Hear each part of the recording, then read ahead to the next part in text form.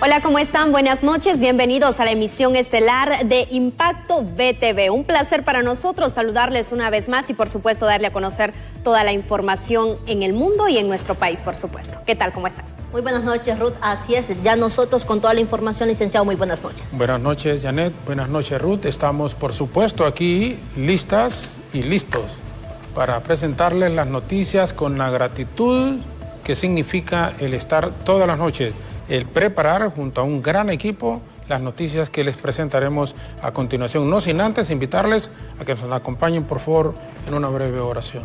Amén. Inclinamos nuestro rostro en señal de reverencia a nuestro Padre Celestial. Buenas noches, amado Jesús. Hoy podemos confirmar que es un verdadero privilegio para nosotros hacernos llamar con toda libertad seguidores de Jesucristo. Escuchamos noticias, información desde Afganistán en el cual se habla de amenazas a muerte a aquellos que predican tu palabra. Sin embargo, Padre Celestial, nosotros pedimos cobertura para estos siervos tuyos, para que les des fortaleza a permanecer y predicar el Evangelio de Jesucristo. La verdadera salvación la encontramos en ti. Estamos seguros de ello. Como hondureños, aunque sí tenemos muchas libertades, también tenemos muchas falencias, las cuales ponemos delante de ti. Nuestras necesidades son otras. Es salud. Es libertad para expresar realmente lo que nosotros sentimos. Es la necesidad de que cada hogar tenga lo que necesita, tenga el alimento diario. Aunque estamos hablando de posiciones y sociedades distintas, Jesús, sabemos que delante de ti nuestras carencias también son importantes. Necesitamos fortaleza en nuestro sistema de salud, necesitamos fortaleza en nuestro sistema educativo, Jesús, en nuestras finanzas como Estado y como familia también. Esta es, una vez más, nuestra petición delante de ti de todo corazón. Amén y amén. La Superintendencia de la Alianza Público-Privada oficializa que intervendrá a Empresa Energía Honduras por incumplimiento de contrato. Expertos aseguran que la acción podría salirle muy cara a los hondureños. Por otro lado, Salvador Narrala denuncia que la información de la parte frontal con la de la parte posterior del documento nacional de identidad no coinciden, por lo que este puede ser usado para un fraude en las próximas elecciones generales. Asimismo, gobierno anuncia el cuarto vacunación. En esta ocasión se realizará en los principales departamentos en el occidente del país. En tanto, después de 3 meses de espera e incertidumbre, por fin este jueves 19 inicia la jornada de vacunación con la vacuna Sputnik V en base a la terminación del documento nacional de identidad. Además, el Instituto Hondureño de Seguridad Social enfrenta una nueva crisis ante la caída de las cotizaciones, esto debido a los despidos de derechohabientes. Esta y más informaciones a través de su noticiero, Impacto VTV, el poder de la noticia.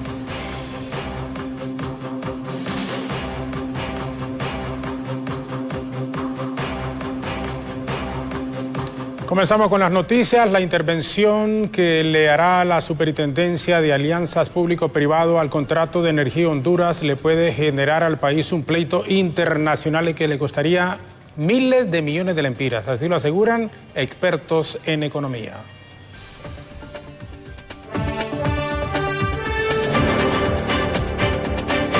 El superintendente de las alianzas público-privadas anunció este día que le harán una intervención al contrato de Energía Honduras, por lo que le dan un plazo de 10 días al consorcio colombiano para que se defienda. En ese sentido, los análisis son concluyentes al establecer que el derecho de intervención se dará cuando ocurran los siguientes 3 eventos contractuales simultáneamente. 1. Cuando no sea posible aplicar el evento eximiente de responsabilidad. 2. Cuando el operador incumpla sus obligaciones por causas no imputables a la ENE, al fiduciario o a coalianza. Y 3, se ponga en peligro grave la prestación de los servicios o el incumplimiento del objeto del contrato. Los economistas aseguran que este problema entre el gobierno y la empresa Energía Honduras le puede salir muy caro a los hondureños, porque puede terminar en una demanda internacional en contra del país. Mire, ese va a ser un tema bastante serio, puesto de que se puede armar un pleito a nivel internacional, Honduras, y existe la posibilidad de que sea demandada por una cantidad bastante extraordinaria que tocaría pagarle a los hondureños. Entonces yo creo que todos coincidimos que mejor llegar a un arreglo que un pleito bien armado.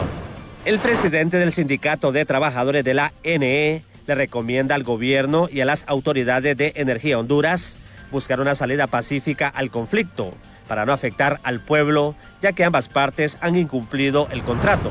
Por eso es que el sindicato viene planteando consistentemente que lo mejor es llegar a una mesa de diálogo, porque las dos partes han incumplido.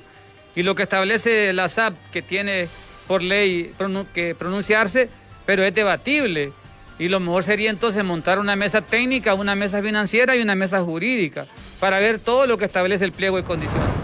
El superintendente de Alianzas Público-Privadas aseguró que el artículo número 41 del contrato entre EH y el gobierno faculta a la SAP para hacer la intervención por incumplimiento.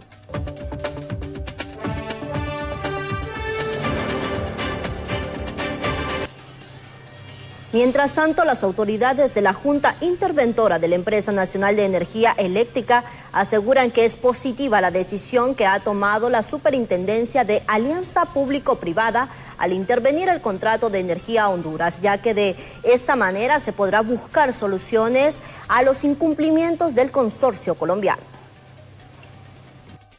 El día de hoy, en la Superintendencia de Alianza Público-Privado, en el ámbito de sus funciones y atribuciones del contrato con la empresa Energía Honduras y la ley de alianza público-privado, ha notificado, en base a los incumplimientos reiterados y continuos que tiene esta empresa con respecto al contrato, ha notificado el derecho de intervención establecido en la cláusula 41 del mismo.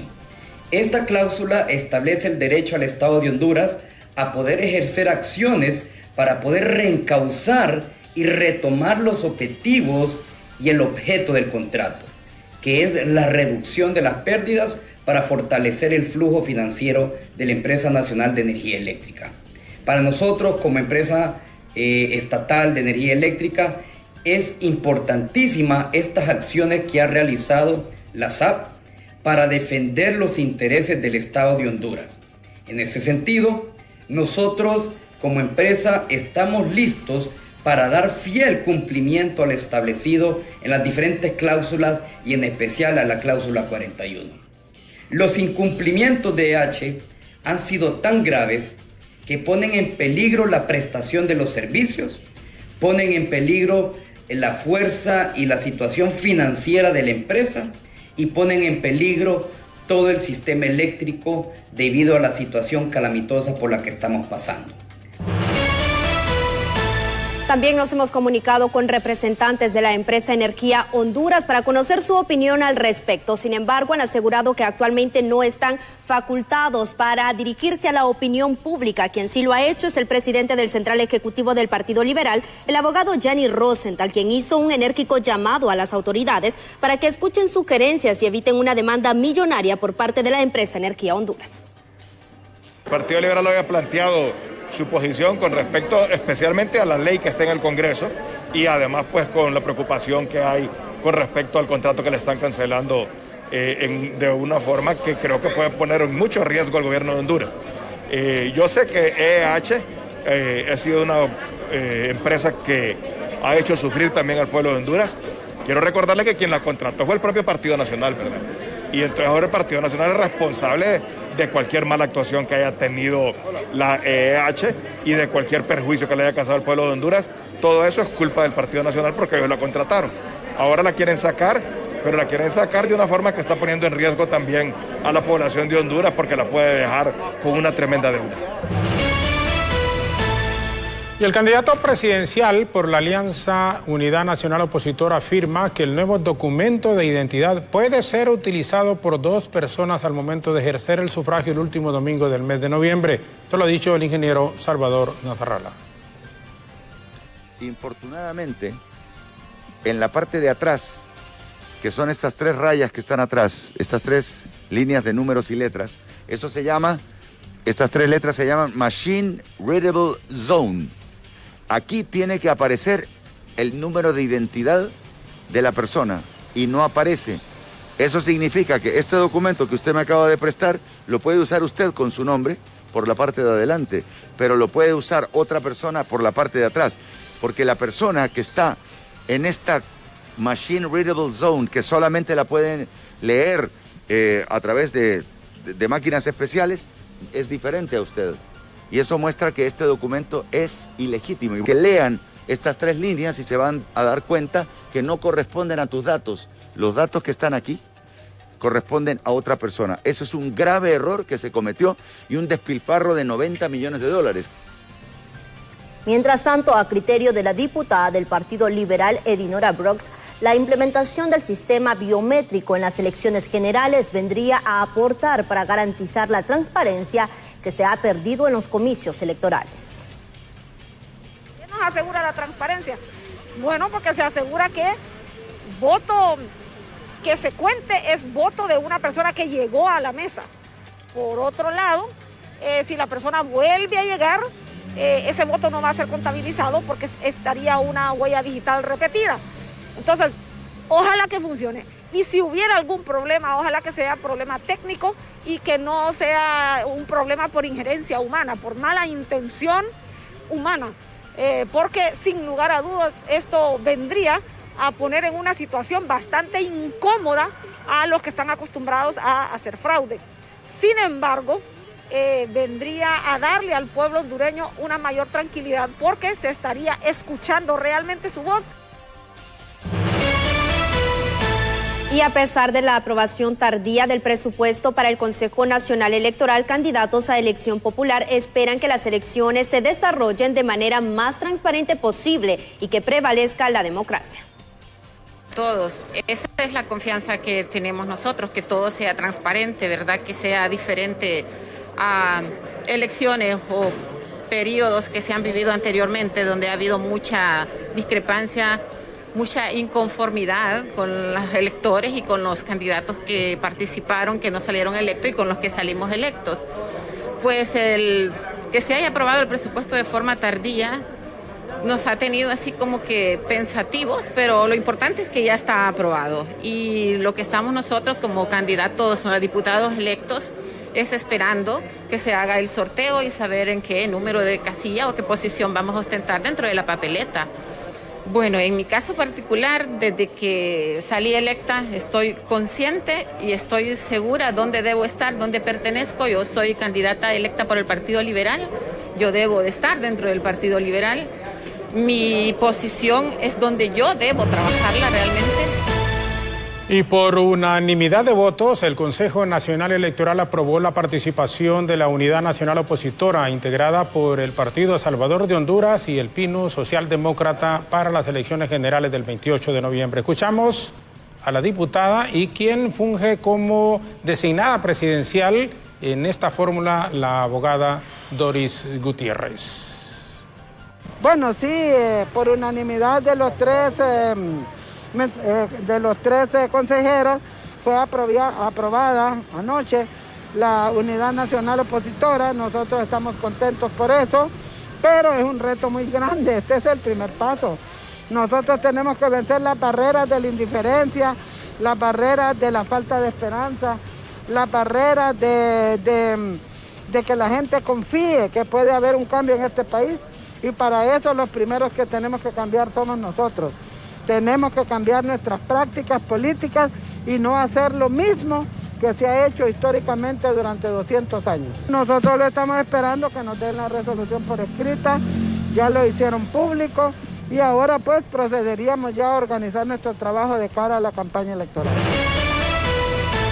Bien, en este momento le actualizamos a usted lo que está sucediendo con la concejala Rixi Moncada cuando ella ya ha posteado en la red social Twitter que el 11 de septiembre asume ya la presidencia del Consejo Nacional Electoral el consejero Kelvin Aguirre. No obstante, el decreto sobre el presupuesto aprobado traslada la facultad de los pagos millonarios de contratos a la presidencia de la República vía CIAFI, destruyendo la autonomía e independencia del Consejo Nacional Electoral.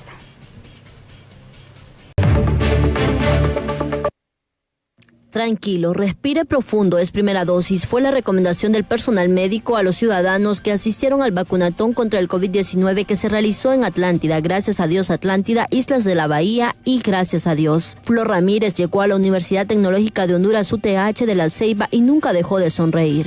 Ay, más que miedo a la vacuna, miedo a que me enferme, que vengan, es mejor prevenir, para cuidar a mi familia también. Como en la Universidad Tecnológica de Honduras, la atención en la tercera jornada del vacunatón fue vehicular. El joven Juan Carlos Díaz Ramos cumplió su responsabilidad de inmunizarse sin bajarse de la moto ni quitarse el casco. La verdad creo que es una obligación venirnos a vacunar toda la población y cuidarnos unos a otros, ¿verdad? La familia principal y cuidar a nuestros amigos y a nuestros vecinos y pues yo creo que es una obligación para encontrar un buen trabajo ahora también porque esto lo van a pedir en todas partes del mundo. Hay que seguirse cuidando y pues la vacuna es una precaución y hay que seguirnos cuidando. Quien sí asistió a vacunarse en su vehículo fue José Leiva, quien recomendó inmunizarse para evitar complicaciones si se llega a contagiar con el COVID-19. Según reporte de la Secretaría de Salud a nivel nacional, se superan los 2 millones de vacunados. Sí, porque uno hay que cuidarse, claro, para las enfermedades,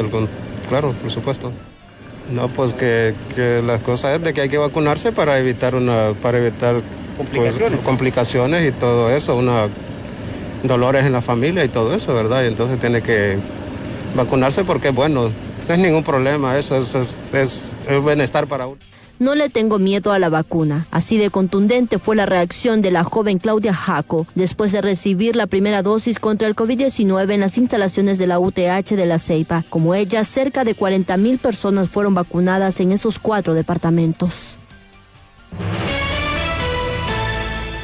Retomamos las noticias. En este momento, médicos están lanzando un SOS ante el colapso hospitalario que se está viviendo en el país. Tu compañero César Eusede en directo nos tiene en este instante detalles con la doctora Elga Codino, miembro de la Junta Directiva. César, adelante, muy buenas noches. Bien, muchas gracias, compañeros en estudio principal. Licenciado Jorge Zelaya, en este momento que nos acompaña la doctora Elga Codina. Ella es miembro de la Junta Directiva Central del Colegio Médico de Honduras. Hace algunos instantes se ha tenido una reunión con autoridades de salud, pero también de triajes, sobre el alcance, sobre las repercusiones en este momento de la gran cantidad de pacientes que están llegando a centros asistenciales, a triajes y a hospitales públicos y privados. Muy buenas noches, doctora. Así es, licenciado, buenas noches. Las autoridades médicas de los centros de atención de pacientes COVID están preocupadas por la situación que estamos viviendo en este momento y sobre todo por la falta de tomas de decisión correctas hechas por parte de la Secretaría de Salud y de las autoridades competentes en este asunto de las medidas para COVID. Todas este montón de propiciación de reuniones y de eventos que ocasionan conglomerados de personas están haciendo su repercusión pues en nuestras labores, en los hospitales, en los triajes, en todo centro donde se atienda paciente, y esto va a venir a ponerse peor. Entonces la preocupación es las medidas que se están tomando, la preocupación es la poco importancia que se le está dando y que no se están tratando adecuadamente los pacientes. Se está planteando pues concentrar los pacientes en un hospital de alta especialidad para COVID con el objetivo de darles un mejor manejo. Se está planteando que a nivel nacional se cumplan guías clínicas basadas en evidencia científica. A nosotros nos interesa mucho la opinión de cada médico que maneja esta patología, no digamos de los directores de los hospitales, del coordinador de los 6 triajes que hay aquí en la ciudad, también de las presidentes de las asociaciones médicas de cuidados intensivos, de medicina interna, ¿verdad?, de pediatría, que son quienes están enfrentando, no vamos a decir en primera línea, porque en general todos los médicos enfrentan en primera línea esta enfermedad, pero son los que más les compete el manejo de la forma masiva de los pacientes contagiados. Nos interesa mucho su opinión, y la opinión de ellos es que se tiene que concentrar los pacientes en un centro de alta especialidad de que se tienen que cambiar, modificar las guías clínicas y hacerlas en base a evidencia científica y pues realmente que tienen que ser personas que tengan la capacidad académica y las competencias para pues el abordaje de esta pandemia. Bien, muchas gracias. Ya ustedes han escuchado, compañeros, licenciado en estudio principal, a la doctora Elga Codina, ya luego de esta reunión que se ha tenido con autoridades de salud, pero también de triajes y hospitales, hablando sobre este tema del repunte de la pandemia y el colapso ya casi total del sistema de salud. Continúo con ustedes. Muy buenas noches. Buenas noches, César Uceda, gracias por la información. Mientras tanto, profesionales de la psiquiatría aseguran que miles de hondureños están enfrentando problemas mentales a causa de la pandemia, fenómeno que lo han bautizado como el síndrome post-COVID.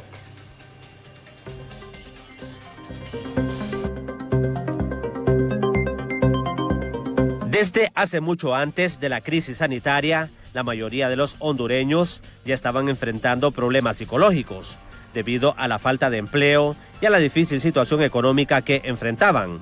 Pero la pandemia de la COVID-19 ha agudizado estos síntomas, generando entre las personas el síndrome post-COVID, aseguran los profesionales de la psiquiatría.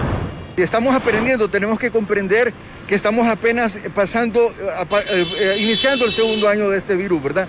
Entonces estamos teniendo más información cada vez y sabemos que estamos denominando lo que llamamos el síndrome post-COVID o post-pandemia, en el cual las personas tienen fatiga crónica, tienen situaciones de depresión, de ansiedad, problemas de dificultades conductuales que les impiden volver a sus trabajos y funcionar. Todo esto lo sabemos hoy. Aparte de esto, sabemos que se pueden agravar condiciones preexistentes. Estamos hablando de personas que ya padecían de depresión, de trastornos de ansiedad, de estrés postraumático, víctimas de violencia, problemas de adicción. Todo esto se ha complicado en estos momentos. Los psiquiatras aseguran que los hondureños también están enfrentando una pandemia en salud mental, ya que el estrés generado por la crisis sanitaria está afectando a los que han padecido la enfermedad y a los que aún no han contraído el virus. Estamos hablando, no solamente en los hondureños, estamos hablando de una pandemia en salud mental también, porque si podemos observar, el COVID infecta a personas, tienen enfermedad leve, moderada, grave, pero la información, la alarma, la ansiedad y todos los problemas de salud mental están afectando a todo mundo, no solo al que le dio COVID, sino que a todo mundo. ¿Y cómo identificar estos indicativos de que está sufriendo ansiedad o problemas mentales?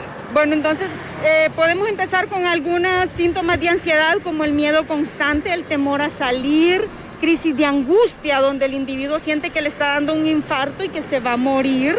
Entonces, problemas del sueño, tristeza, falta de energía. Las atenciones de personas con problemas psiquiátricos se han incrementado, aseguran los médicos. Es por ello que les recomiendan a las familias hondureñas practicar alguna actividad física y evitar saturarse de noticias sobre la pandemia, ya que esto genera más ansiedad. En cámaras, Isaac Alcerro, les informó Luis Durón para el Pacto BTV.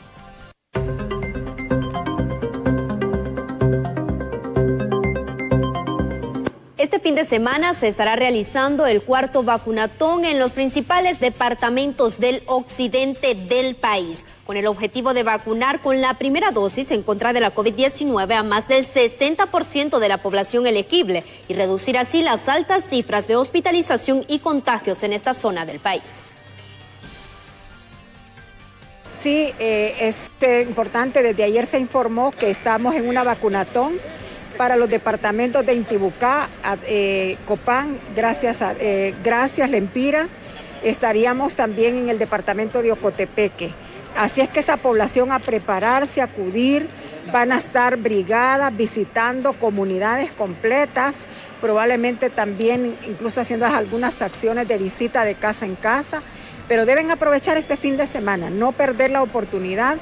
Van a haber más de 2,000 personas trabajando para poderles atender. ¿Cuántas dosis?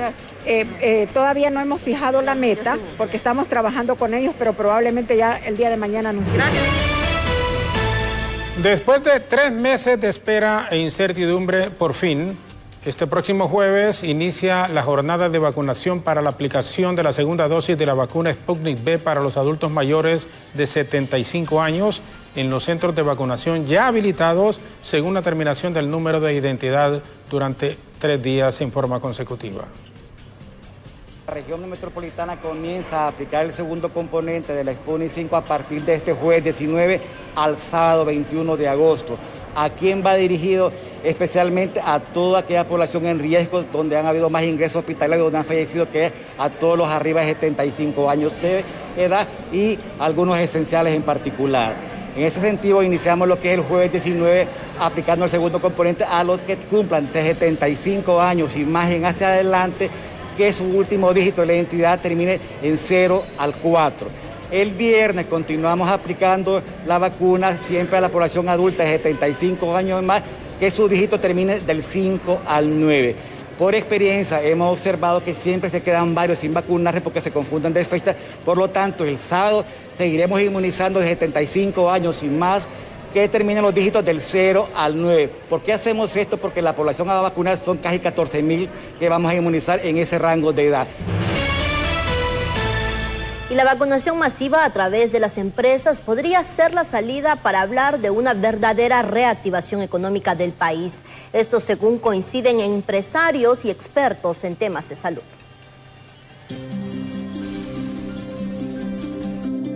La reactivación económica avanza a paso lento y prueba de ello son los miles de empleos que no se han podido recuperar desde el ingreso de la pandemia al país.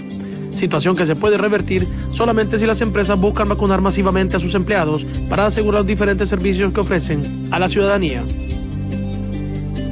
Yo creo que todas las empresas están haciendo todos los esfuerzos, ¿verdad?, a su alrededor para intentar de que todos sus empleados y sus colaboradores se vacunen. Esto va más allá de la obligación de las empresas, sino que debe de ser un deber ciudadano, colaborar y realmente buscar completar cada uno la vacunación que le corresponde.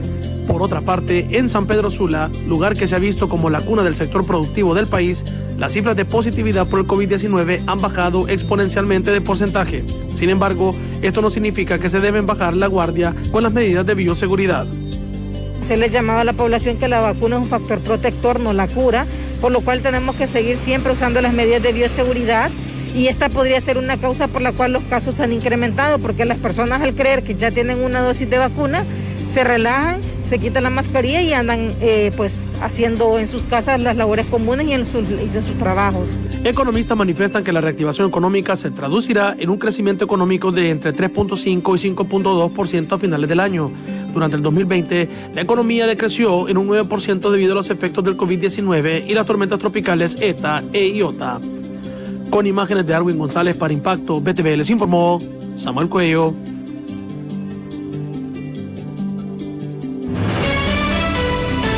Por otro lado, con la llegada del coronavirus cambió sin duda alguna la educación tradicional, llegando a implementar la modalidad virtual que ha provocado grandes efectos negativos en el aprendizaje, por lo que paulatinamente se estaría pretendiendo retornar a la presencialidad. La cruda realidad de la educación nacional es un hecho de historia, desde un sistema atrasado hasta la falta de interés por las autoridades. Desde hace varias semanas se aseguró un retorno a clases semipresenciales, pero la situación del COVID-19 frenó dicha intención, sin embargo no desapareció. Para dirigentes de colegios magisteriales es una campaña política dicha iniciativa. Una especie de cortina de humo para desviar la atención de los verdaderos problemas del país. Honduras no está preparado para estar en el proceso educativo presencial porque el mismo gobierno no ha presentado las medidas que verdaderamente necesitamos. El 86% de la infraestructura básica escolar está dañada. Solo tenemos en perfectas condiciones 14%. No obstante, en estos casi 2 años en medio de pandemia, la calidad educativa ha decaído y el acceso a la misma es por mucho limitado a personas de escasos recursos o de remotos lugares del país, dejando cifras alarmantes de retroceso educativo en comparativa a otras regiones. Un muchacho de 15 años en Honduras ya presentaba 2 años de escolaridad de atraso respecto a los costarricenses. Es decir, un niño de 9º grado de Honduras corresponde en niveles de aprendizaje de matemáticas, ciencias y lenguaje a uno de 7º de Costa Rica o a uno de 6º grado de Chile. Se calculan que mínimamente de 40% de pérdida de aprendizaje por los estudiantes. Para representantes de padres de familia es imperativo el regreso a clases, pero bajo todas las medidas de bioseguridad y aún cuando conlleve un reto, ya que son conscientes de las carencias actuales con la virtualidad. Realmente es el tema si se regresa o no se regresa a clase o cuánto tiempo vamos a retornar a clase este año. Lo importante es que hayan por lo menos voluntad para que sí existan ese acompañamiento por parte de la comunidad educativa. Según cifras que manejan colegios magisteriales y observatorios educativos, entre el 2020 y 2021, más de 1 millón de niños y niñas quedaron fuera del sistema y se suman otro millón que se venía arrastrando desde hace décadas. El retorno a clases en los últimos meses del año, aunque es necesario, también es riesgoso y las pocas alternativas dejan entrever que la realidad supera la ficción y los niños tendrán que exponerse a los centros educativos. Con imagen de Luis Cárcamo para Impacto BTV les informó Pablo Martínez. Autoridades de la red de instituciones COIPRODEN aseguran que detrás del retorno a clases anunciado por la Secretaría de Educación existen intereses propios de centros educativos privados y no del bienestar de los estudiantes al hablar de regresar a las aulas en plena pandemia. Nosotros pensar que estamos en igualdad de condiciones. La decisión del retorno a los centros educativos obedece a intereses del sistema educativo privado que hoy siente que está perdiendo ganancias porque se ha reducido el número de matrícula de niñas y niños en estos centros educativos. Por lo tanto, creemos que la decisión de retornar solamente obedece y representa los intereses de este sector privado, que no estamos en contra, pero lamentablemente ellos sí cuentan con condiciones físicas y además económicas como para ese retorno que no la tiene la mayoría del pueblo hondureño, que es más del 75% en condiciones de pobreza y más del 40% en pobreza extrema y exclusión social. Por otro lado, grandes pérdidas monetarias registran los productores de cacao. Hasta el momento no han podido recuperar las plantaciones, por lo que solicitan más apoyo por parte de las autoridades. Efectivamente, después de estas tormentas, nos ha causado mucho daño a todos los cultivos, bueno, en general, pero en cacao ha sido muy dañado porque han habido muchos árboles caídos y las plantaciones están bien deterioradas. Nosotros aquí teníamos alrededor de 5 manzanas y tal vez nos quedó una manzana en regular condición. Las otras tenemos que darle el mantenimiento, no se ha dado mantenimiento cerca de 1 año, quitar los escombros que han habido por todos los árboles caídos y esperar pues para el otro año que se vayan recuperando. Y Puma Energy mueve a tu vehículo con calidad mundial. Las gasolinas de Puma Energy tienen la certificación internacional Top Tier que garantiza el máximo rendimiento y el cuidado de tu motor. Gasolinas Puma Energy, calidad siempre, certificado por Top Tier, el más alto estándar de calidad para tu motor, avalado por importantes marcas de vehículos. Nos vamos a una pausa. El secretario de la Central General de Trabajadores, don Daniel Durón, asegura que el Instituto Hondureño de Seguridad Social está enfrentando una nueva crisis ante la caída de las cotizaciones debido a los despidos de muchos derechohabientes. Los costos de la prestación de los servicios de salud del Seguro Social se han disparado debido a la crisis sanitaria. Y lo más preocupante es que la institución ha dejado de recibir unos 300 millones de lempiras en cotizaciones porque muchos derechohabientes han perdido sus empleos a consecuencia de la pandemia de la COVID-19. Está claro que el problema del seguro es un problema de prestación de servicios en relación a los costos de la prestación de los servicios de salud, que son altísimos. Lo que menos podemos pensar es en subir cuotas en este momento de cotizaciones. El trabajador está en situaciones difíciles. No toleraría un incremento a las cotizaciones. No digamos el sector privado, que tiene una resistencia permanente a esto. Pero sí hay problemas, hay que revisarlo y hay una intervención. Y el gobierno va a terminar. No sabemos qué va a pasar con el próximo gobierno en relación al Seguro Social.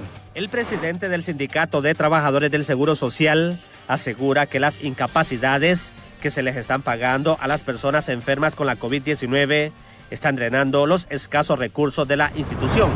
Mire, a cada incapacidad que tiene el paciente de COVID más o menos son 14 días. Eso el instituto está pagando el 65% de toda incapacidad. Eso realmente está drenando la capacidad financiera del instituto y yo creo que algo se debe hacer. Yo creo que los patrones tienen que ayudarle al Seguro Social a asumir estas responsabilidades. El sindicato del Seguro Social le pide al gobierno que le pague la deuda que maneja con la institución, ya que es uno de los mayores deudores. En cámaras, Isa Calcerra, les informó Luis Durón para Impacto BTV. Por su parte, representantes de plataformas en defensa de los derechos de pensionados y jubilados presentaron una iniciativa ciudadana para que se les reconozca 60 salarios en vida, situación que ya había sido aprobada en el año 2019, pero por la situación conflictiva de la política no se ha considerado ejecutarla. Estado demandando a través de una iniciativa ciudadana un beneficio de 60 salarios en vida que ya había sido aprobado desde el 2019 y que en este momento, por cuestiones de asuntos de campaña, se pretende pues que este beneficio sea dado hasta el próximo año. Entonces nosotros no creemos en esas promesas de campaña, queremos ese beneficio ya. Y hay otro problema que es la situación de muchos docentes jubilados, pensionados, que desde el 2017 y algunos otros que han quedado desde el 2016, no se les han hecho pagos que corresponden a 13º, 14º mes y hasta vacaciones. En este sentido, sabemos que estos valores en su momento caen a lo que ya se llama deuda pública. Y autoridades de la Universidad Nacional Autónoma de Honduras ven con preocupación que ante el incumplimiento en la entrega de unos 1.640 millones de lempiras del presupuesto anual que se le da a la máxima casa de estudios, se corre el riesgo de no contar con los insumos para mantener operativa la institución y mucho menos contar con los insumos necesarios para el próximo periodo académico. Y que a la universidad se le otorga el presupuesto que no se le está dando, que ya establece la Constitución del 6%, ya que hay que hacer mucha inversión en reacomodo de espacios, en compra de insumos y material de bioseguridad que se va a requerir de manera urgente y en cantidades importantes, ¿no? Además de que todas las readecuaciones tienen que atenderse de manera financiera también. 460 millones el año pasado y este año ya va por más de 1.000 millones. Estamos hablando de 1.460 millones que estaban estipulados en el presupuesto nacional para la universidad y que no se nos está entregando mediante transferencias como corresponde. Y tormenta Gracie dejará lluvias en los próximos días en todo el país, especialmente en el occidente, por lo que las autoridades de Copeco inspeccionan los ríos y hasta podrían declarar alerta en las próximas horas. En estos momentos se encuentra en Jamaica, está como tormenta tropical. Es bastante probable que para las próximas 36 horas se convierta en categoría 1. Y vamos a tener efectos indirectos de este fenómeno meteorológico, con lluvias, chubascos, actividad eléctrica, especialmente en el occidente del país y la zona norte. Estaría ampliándose para hasta el día viernes, de miércoles a viernes, y hay que tomar en cuenta que el día jueves es cuando esperamos que tengamos las mayores cantidades de precipitación aquí en la zona norte y el occidente. Ya desde hoy se identificaron los equipos que van a estar asignados a los puntos en aguas arriba de ambos ríos, Chamelecón y Omoa, para estar mandando la información cada 2 horas aproximadamente se manda, y es muy probable que tengamos un incremento en estos 2 ríos importantes para los próximos días.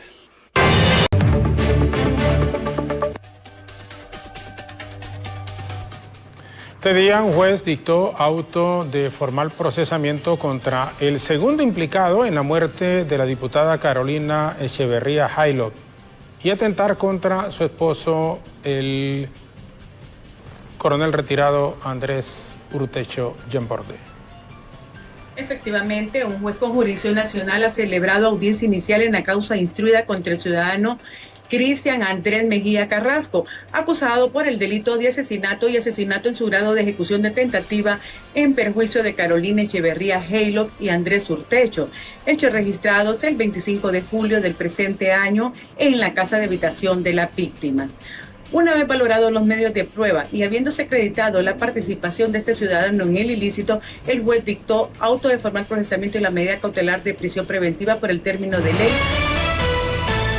Mientras tanto, tras un operativo policial, agentes de investigación y prevención capturaron a Cristian Onan Maradiaga Vaca por abusar sexualmente de una joven. La detención fue llevada a cabo en la aldea La Colonia del municipio de Dulce Nombre de Culmí, en Olancho.